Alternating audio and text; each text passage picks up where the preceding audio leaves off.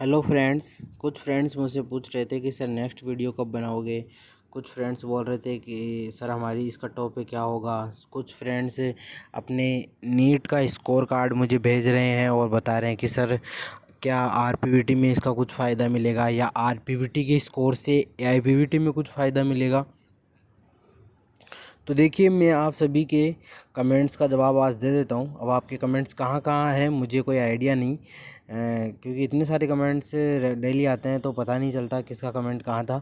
लेकिन जो जो मुझे आपके सवाल पता हैं उनके मैं आपको जवाब दे देता हूँ। कुछ बच्चे व्हाट्सएप पे मैसेज कर रहे हैं, तो कुछ बच्चे मुझे यहाँ सीधा बोल रहे हैं कमेंट बॉक्स के माध्यम से। तो देखो, मैं आपको बता दूँ, सबसे इम्पोर्टेंट बात जो भी है वो मैं आपको बता देता हूँ कि एक तो आरपीवीटी का एग्ज़ाम, ठीक है, आरपीवीटी का एग्ज़ाम और आपके नीट का एग्ज़ाम दोनों अलग अलग है। दोनों का एक दूसरे से कोई रिलेशन नहीं है, ये ध्यान रखना। नीट के एग्ज़ाम के थ्रू आपको कौन कौन सी कॉलेजें मिलेगी अभी बता देता हूँ।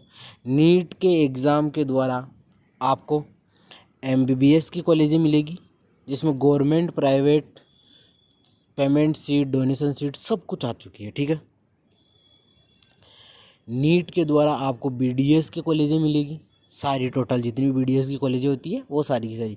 नीट के द्वारा आयुर्वेदिक वाली जितनी भी कॉलेजें होती है, बीएएमएस जो होती है, वो सारी की सारी मिलेगी। नीट के स्कोर के द्वारा आपको होम्योपैथिक वाली बीएचएमएस वाली जो कॉलेज होती है वो सारी की सारी मिलेगी। और नीट के स्कोर के द्वारा ही आपको एआईपीवीटी की कॉलेजें मिलेगी।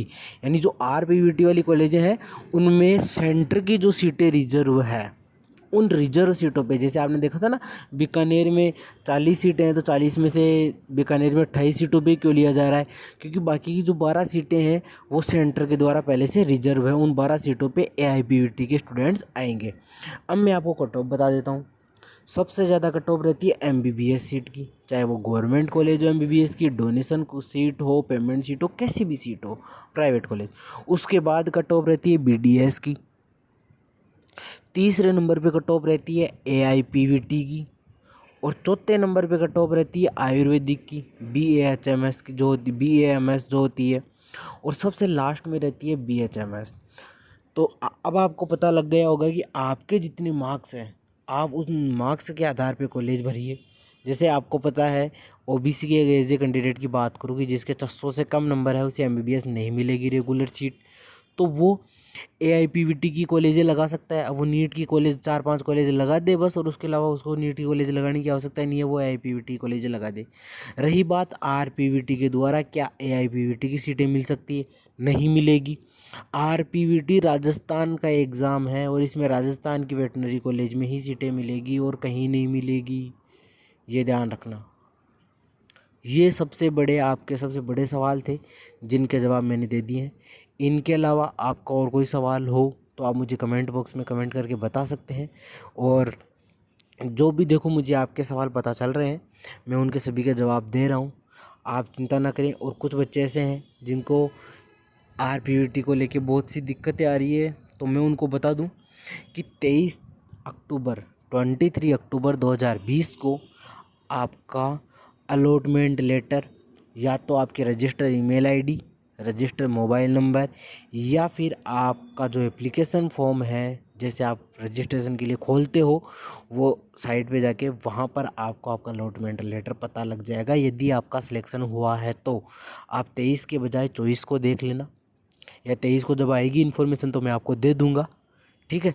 तो आप उसकी टेंशन ना लें और सभी बच्चे इस चीज़ का थोड़ा सा ध्यान रखें, ठीक है।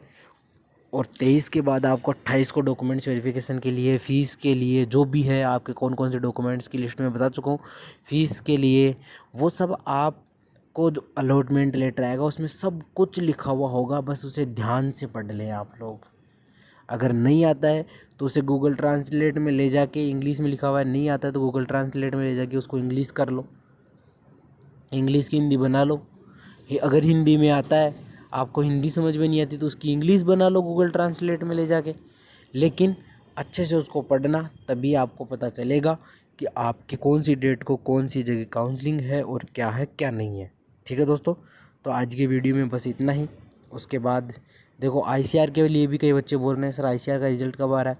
बेटा अभी तक आईसीआर के क्वेश्चन पेपर डाले गए हैं, आपकी ओमार्स आंसर की डाली गई है, आप उससे अपनी चेक कर लें, अपना मिलान कर लें। ऑब्जेक्शन वाला है तो ऑब्जेक्शन उसमें नीचे कॉलम दे रखा है क्वेश्चन पेपर के जस्ट नीचे वाला ऑप्शन ही, उसमें ऑब्जेक्शन जो क्वेश्चन ऑब्जेक्शन है जो राइट आंसर होना चाहिए, चार चार डिब्बे बने हुए हैं, जो राइट आंसर वाला है उस डिब्बे पे क्लिक कीजिए और लास्ट में सबमिट कर दीजिए। ठीक है, उसके बाद अब आपकी दोबारा से रीयूज्ड ये आंसर की आएगी, उसके बाद आपका रिजल्ट आएगा, रिजल्ट के बाद ही आपकी कट ऑफ के बारे में सब कुछ चर्चा अपन लोग आराम से करेंगे। ठीक है, और नीट के लिए आप निश्चिंत रहिए, क्या सीन होने वाला है सब कुछ मैं आपको बता चुका हूँ। ठीक है दोस्तों।